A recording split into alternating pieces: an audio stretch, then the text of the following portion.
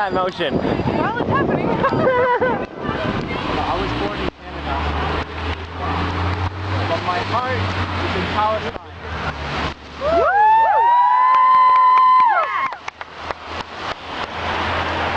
My father had a discussion with an Israeli neighbor once. And after the discussions of UN resolutions, history, wars, other things that happened, he said, you know, why don't we not talk anymore? And he said, I might not see it. My son, I was a little boy, might not see it, but his son will see it. His son will see a free Palestine.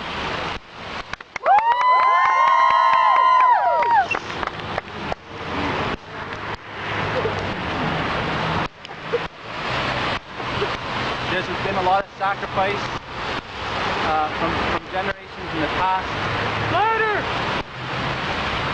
And we have to be careful, we have to be constructive about how we go about this problem.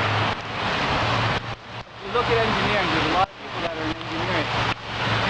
For every problem, there's a solution. So the problem is we don't have a standing army. And most of us don't believe in violent reaction to begin with, violent causes. And we have people that have been displaced. We have people that have been killed. And there's a solution. There's a solution there. Gandhi understood it. I think Malcolm X is starting to understand it. And we have to try and understand it as well. There are a lot of things that we can see in this city alone that are problematic. And for the average person that's suffering under occupation or oppression, whether it's in Palestine, Afghanistan, or Iraq,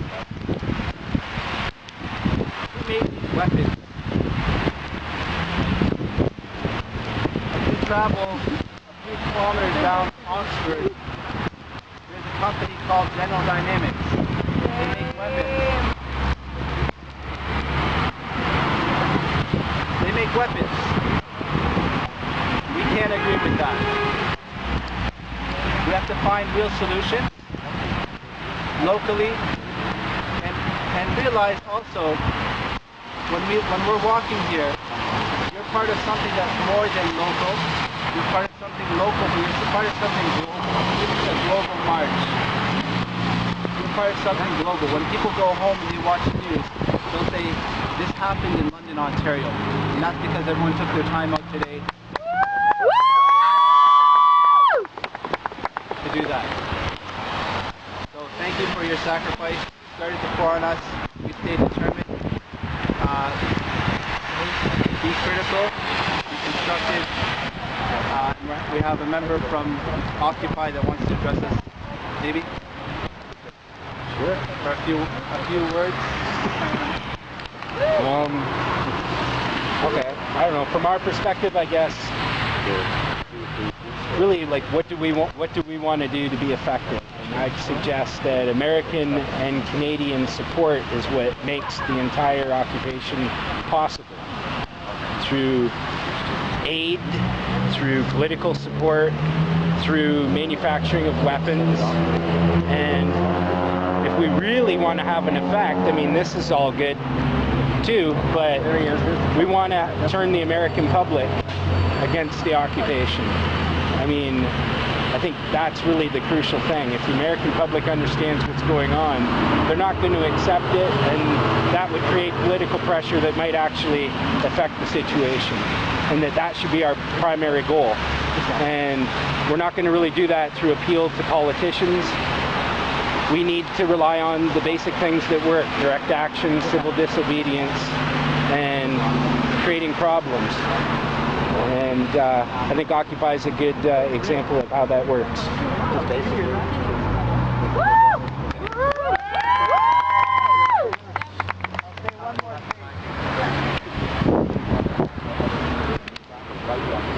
Originally, there was a plan to have a mock wall here, which we would see and people could see. That wall was stolen. Yeah. That wall was stolen from someone's backyard. Shame. Shame. When I was in Greece, we wanted to leave on the flotilla to go to Gaza. We had to patrol our boat to make sure that it wasn't going to be sabotaged like other boats were sabotaged. Propellers were broken. That didn't stop our determination, nor should it ever. That should make us be even more firm. And when there's a new problem, there's a new solution. So always see the solution, always think constructively, and never give up. Yeah. And I'll share a story, just a quick story on never giving up. There was a man, a general who was captured.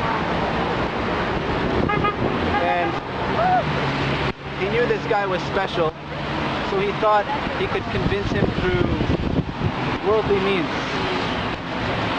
So the king told the general that was caught, he said, "I'll marry you my daughter, and I'll give you half of my kingdom to change your belief, to change your perspective." He said you could keep your kingdom and you could keep your daughter. So then he brought other soldiers and he started to torture these soldiers in his eyes, in his view. In the general's view, he's seeing his soldiers being killed, tortured. That didn't faze him. And he knew the people that were on board were there for the right reason. So finally they decided they were going to cook this guy. Literally cook him in hot oil. So as they were putting him down, he started to cry.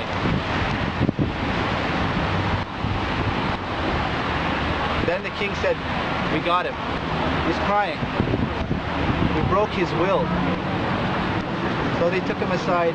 He said, "Why did you cry? Why were you crying?" He said, "I started crying because I knew I was going to die." And he said, "I wish I had another leg to give for this cause." So some people have fallen. And some people will continue to fall. That should never make us lose hope. Stay determined, stay patient. Thank you very much for coming out.